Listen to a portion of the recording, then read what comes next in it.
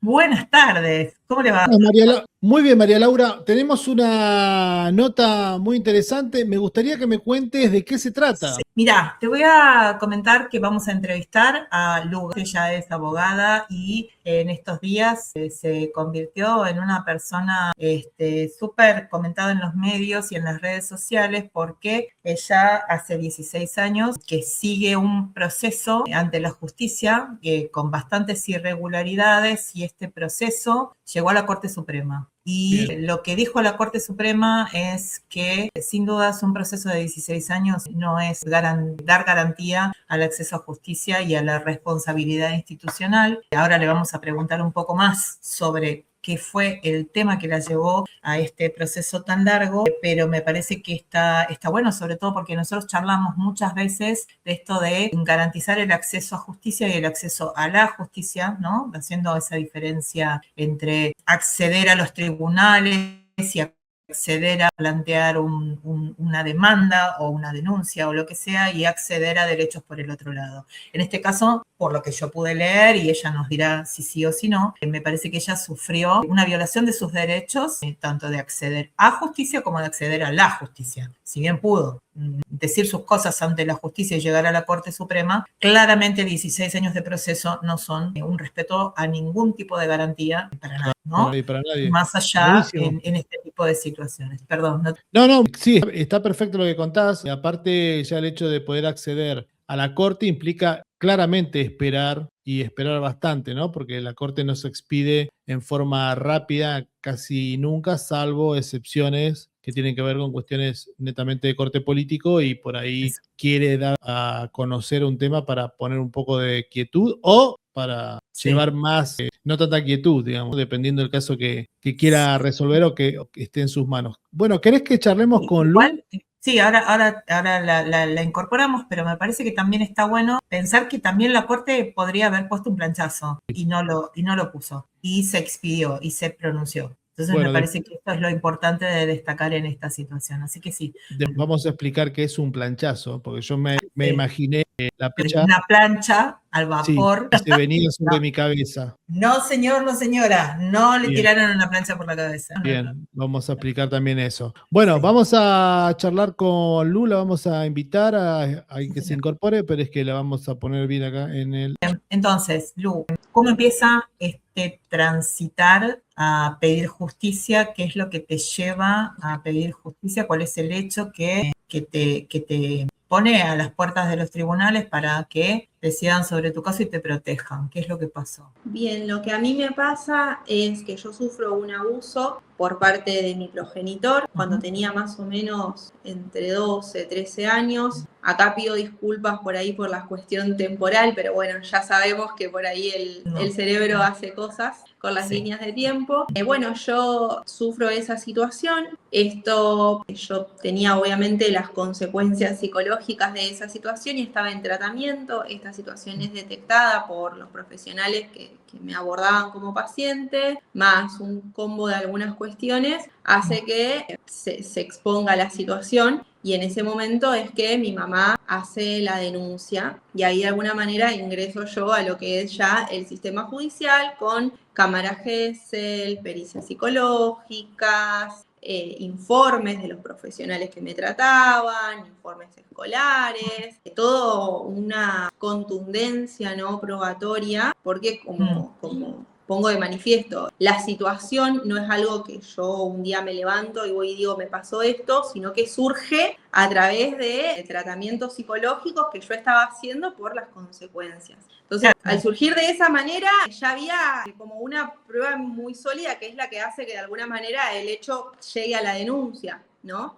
Y bueno, ahí comienza la investigación. Esto es en 2010. Comienza la investigación donde además se hace obviamente las pruebas, como mencionaba, cámara Gesell, pericias y demás, y también obviamente la defensa del imputado tiene la posibilidad de producir su prueba, donde lleva a sus testigos, hacer las declaraciones indagatorias, se transita todo ese proceso hasta que llega el momento donde se notifica a las partes, ¿no?, de las pruebas y queda a elevación de juicio, creo que era en ese momento por el sistema viejo. Y en ese momento el expediente queda paralizado. Hasta ahí llegó y recién en el 2015 El Ujú. juez que estaba ahí en el juzgado en el 2015 se excusa de la causa. Ese es el siguiente movimiento que tiene el expediente después del 2011, la excusación.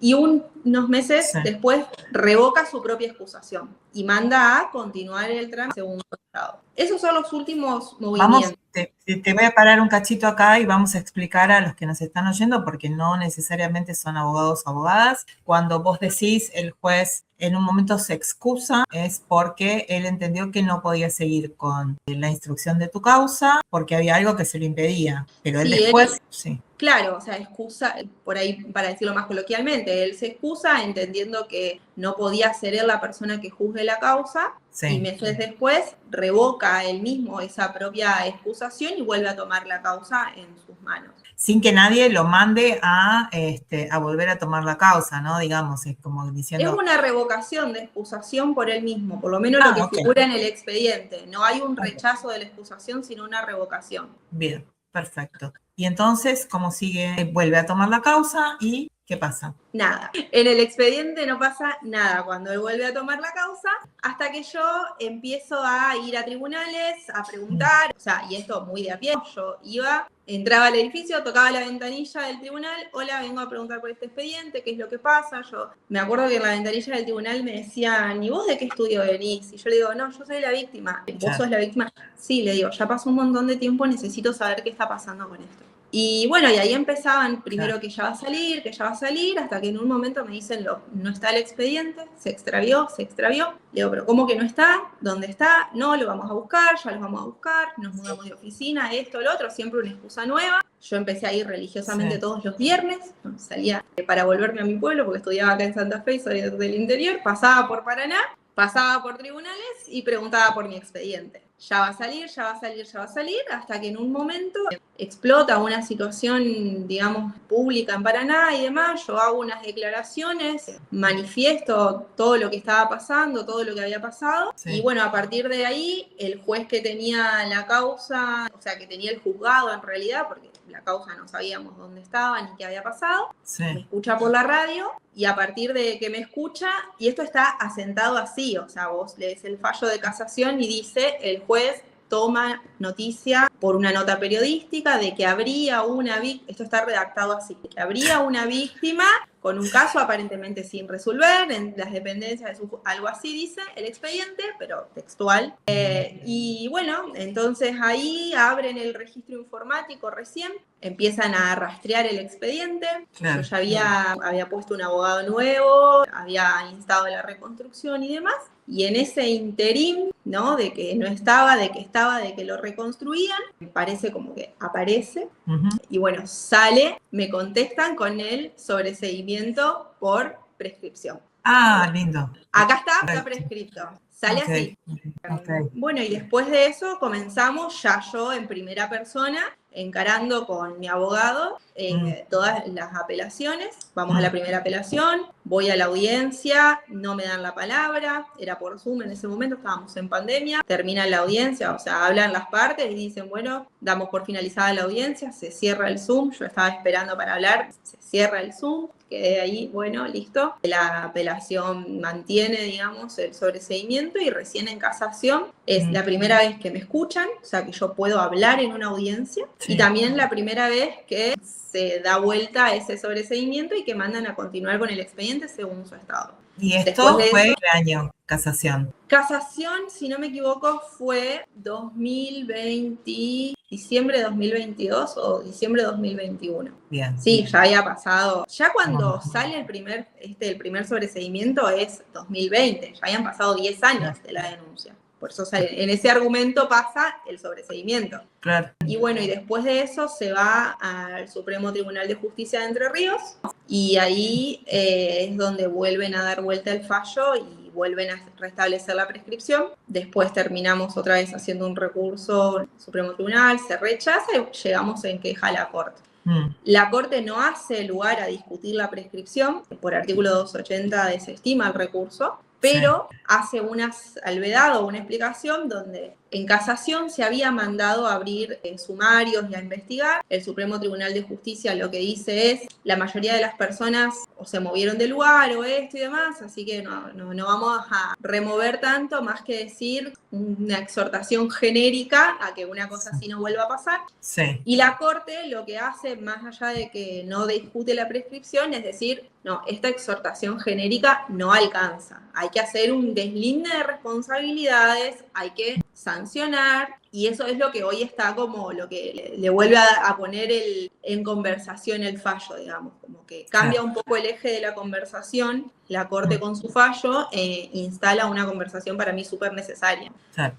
A todo esto, vos en todo este proceso de tantos años empezaste a estudiar Derecho, te recibiste de abogada, empezaste a tomar otra posición dentro de la causa, no ya solamente, y vaya si tiene importancia el rol que tuviste todos esos años como víctima, sino también ahora como profesional del derecho, digamos, en ese doble rol de alguna manera. Si bien yo nunca me presenté como abogada en la causa, tuve la suerte de elegir un profesional que me acompañó y me permitió vivirlo desde ese lugar, porque creo que también fue de alguna manera como la salida que encontré yo para sobrevivirlo, desdoblar el rol o despersonalizarlo, porque si lo vivís solamente desde el lugar de víctima, no podés, o sea, es muy duro. Creo que fue un mecanismo de defensa, ¿no? Sí. De decir, bueno, no sé, me paro desde otro lugar, me sobrepongo, terciarizo la manera de pensarlo, de entenderlo, y también aprendo a hablar su idioma, porque era muy difícil cuando vos llegabas al tribunal y pedías ver el fallo y esto y lo otro, y te digo, o sea, más de una vez me contestaron, ¿y vos de qué estudio venís? ¿Por qué estás preguntando esto? Yo,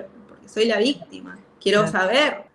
Y entonces, bueno, creo que también eso me permitió por ahí sobrevivirlo de alguna manera, y también me permite hoy dar esta discusión y llevar esta discusión a la sociedad, que yo creo que es súper necesaria. Sí, sin duda es súper necesaria, y sin duda también hay que destacar esto de ese párrafo que pone la Corte Suprema y que dice, bueno, paremos la mano acá, no puede ser que quede todo en la nada porque prescribió, porque en realidad no prescribió por falta de acción de las partes, sino porque la justicia no actuó como debería haber actuado. Y entonces, ¿qué hacemos? Más allá de que a vos no te van a devolver todo este tiempo que estuviste esperando justicia, que de hecho todavía estás esperando, porque me imagino es algo que se me arrebató para siempre, porque ese expediente no se va a volver a abrir. Exacto. Todo el proceso probatorio que yo atravesé es solo para que lo lea yo y lo interprete, y ahí quedó. Claro. Y a todo esto, cuando vos pudiste hablar, porque esto también es súper importante destacarlo, porque muchas veces en los relatos de las víctimas tardan mucho en poder contar lo que les pasó, entender lo que les pasó, poder ponerlo en palabras o poder pedir ayuda. Y cuando pedís ayuda o cuando podés ponerlo en palabras, es como que se produce un cisma,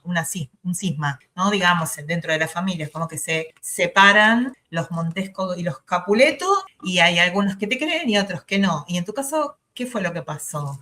Si nos querés contar. Sí, no, en mi caso fue duro lo que pasó. En mi caso, mi familia no optó por hacer bandos, sino que simplemente fue más como, bueno, se resolverá cuando se resuelva el expediente.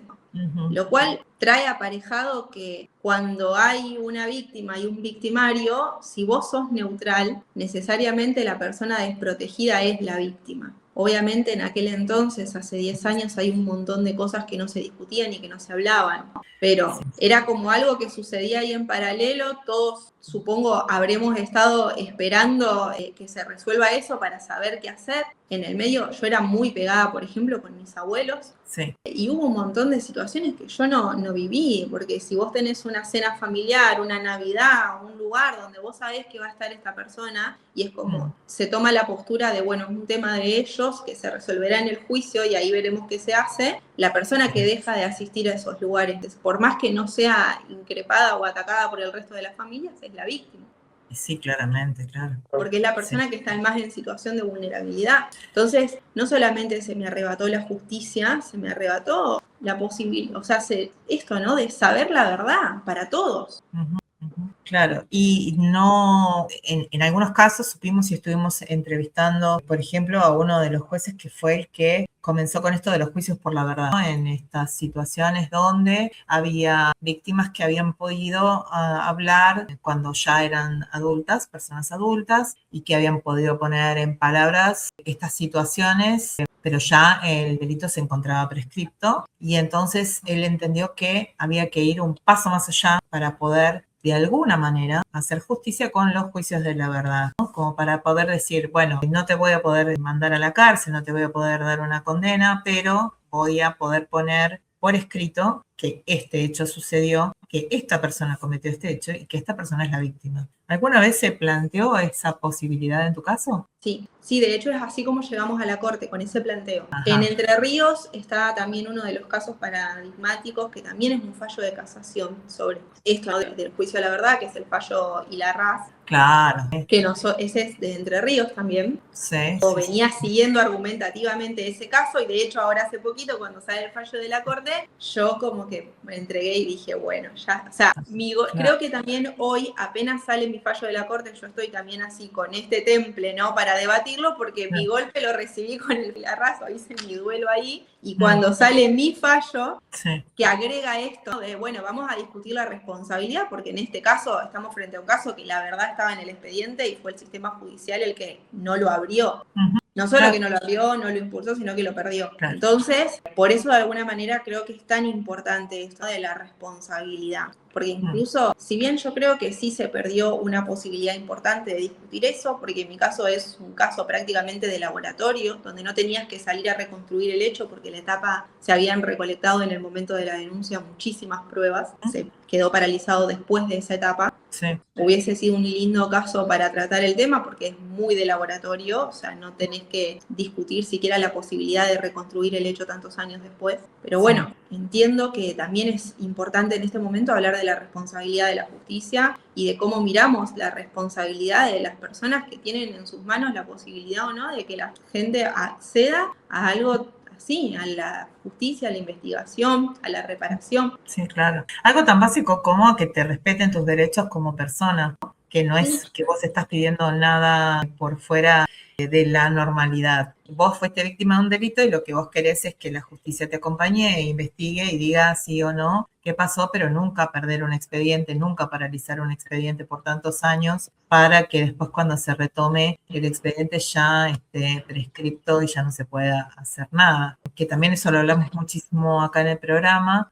Y que bueno, que lamentablemente se dan muchos casos como el tuyo, con distintos delitos, pero me parece que hay delitos donde es más chocante esta situación. Sí, yo creo que institucionalmente es un momento de hacer una revisión, es momento de que se responsabilice a las personas, a los funcionarios, a quien le haya correspondido, porque no hacerlo también implica que esto pueda seguir pasando, ¿no? Es necesario poner de alguna manera un cambio de época, ¿no? Donde ciertas profesiones se revisan y podemos hacer un juicio de mala praxis tranquilamente, lo que somos abogados lo sabemos, y otras, y lo digo como abogada, pareciera que no. Entonces, yo creo que realmente la Corte cambia la conversación para bien, es muy clara y muy contundente además, y creo que es momento de que esa conversación se tenga y se tome por parte de la justicia.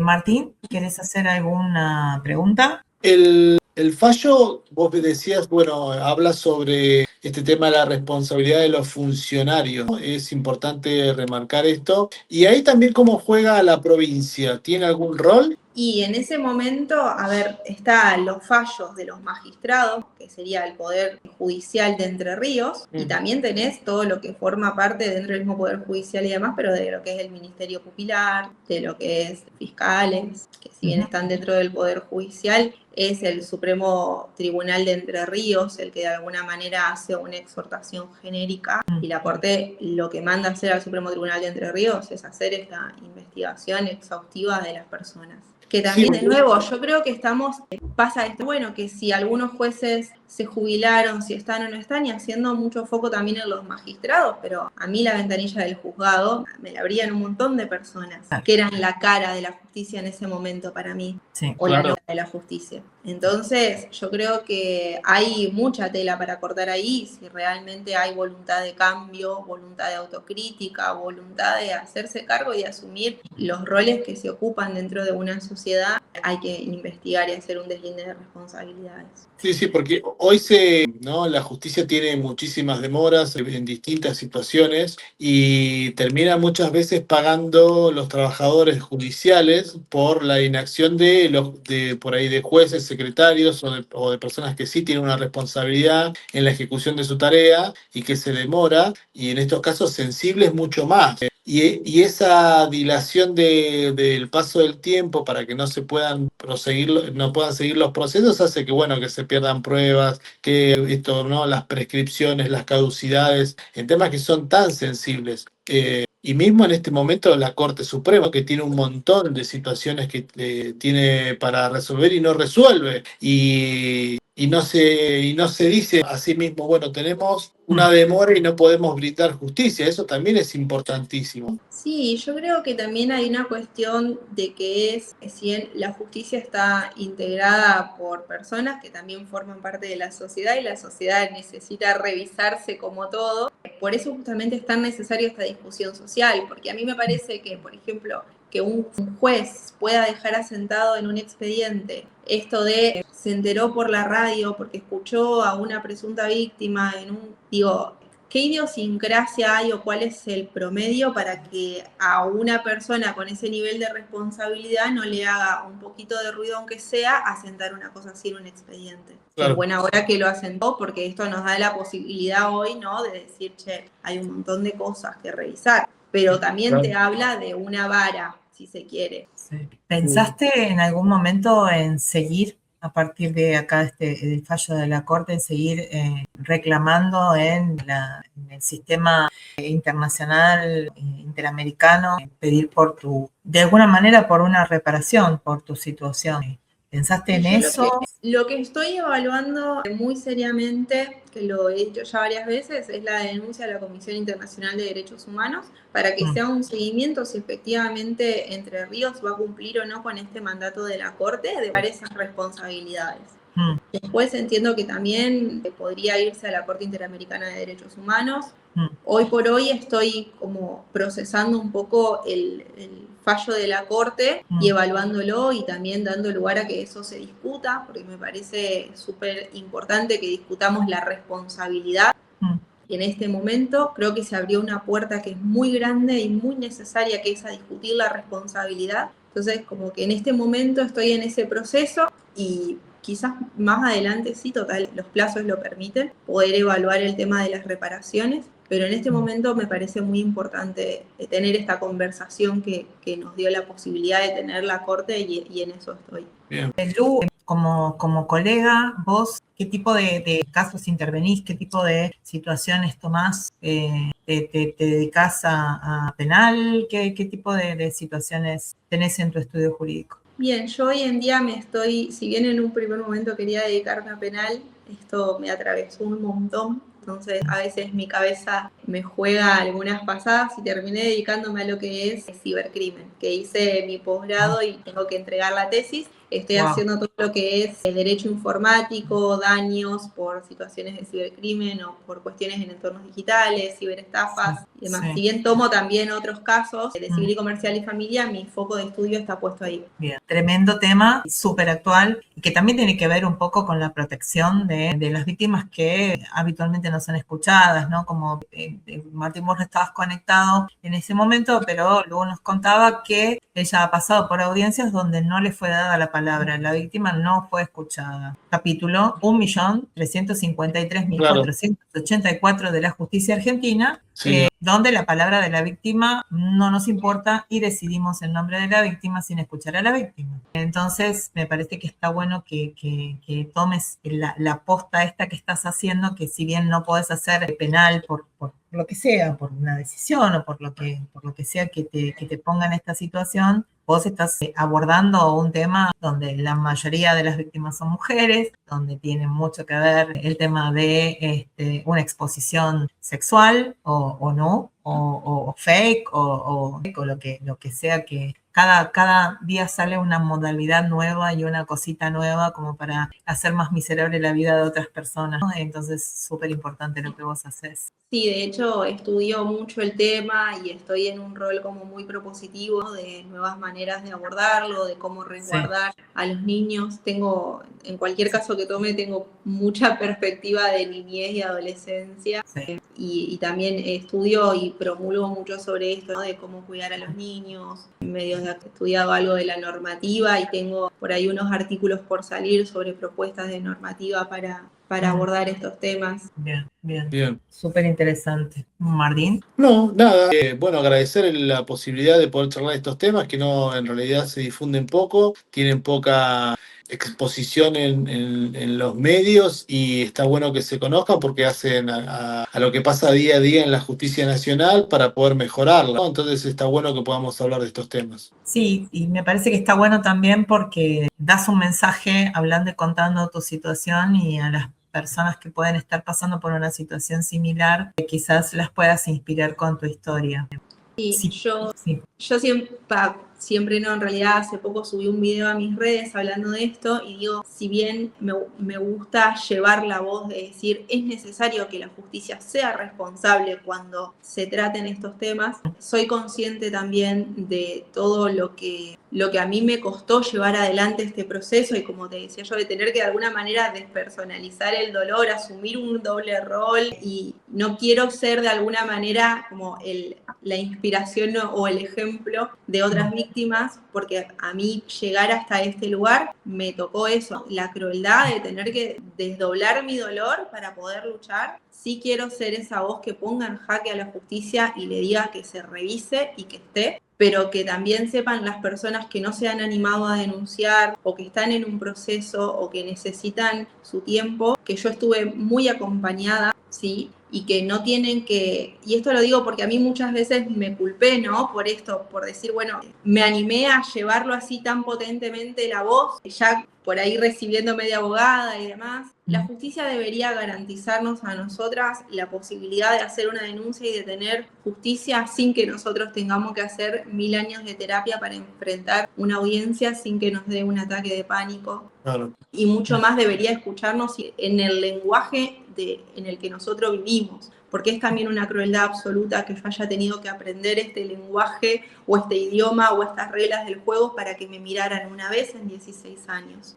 Claro, sin duda. Es un llamado de atención y me parece que está bueno que vos lo digas. Nosotros acá lo planteamos habitualmente y, como vos dijiste, a mí me abría la ventanilla un empleado o una empleada, no necesariamente funcionarios y funcionarias, y también hay que destacar y hay que hacer pensar a esos empleados y a esas empleadas de la gran importancia que tiene ocupar un puesto como ese en la justicia, y que si te queda muy grande el cargo, podés renunciar, porque sin empatía no se puede estar en la justicia. Sin pensar en lo que vos estás haciendo y las repercusiones que pueden tener en las personas que llegan a tu ventanilla, dedícate a otra cosa. O creyendo que la víctima tiene que entender que vos no encontrás el expediente. Claro. Sin que vos puedas entender lo que para esa persona significa ese expediente. Tremendo.